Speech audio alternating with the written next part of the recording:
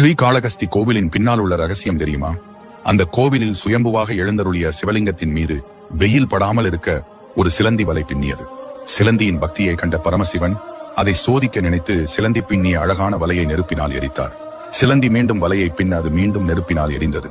மீண்டும் மீண்டும் வலையை பின்னி சோர்வடைந்த சிலந்தி அந்த நெருப்புடன் போராடி தனது உயிரை தியாகம் செய்தது.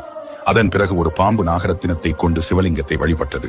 சிறிது நேரம் கழித்து ஒரு யானை வந்து அந்த ரத்தினங்களை அகற்றி புனித நீரால் சிவலிங்கத்தை அபிஷேகம் செய்து வில்வ இலைகளால் அர்ச்சனை செய்துவிட்டு சென்றது.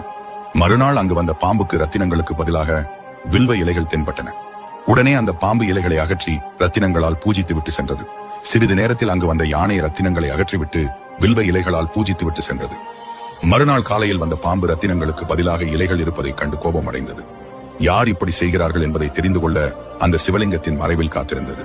சிறிது நேரத்தில் யானை வருவதை கண்ட அந்த பாம்பு கோபத்துடன் யானையை கடிக்க முயன்ற போது அதன் தும்பிக்கைக்குள் நுழைந்து விட்டது.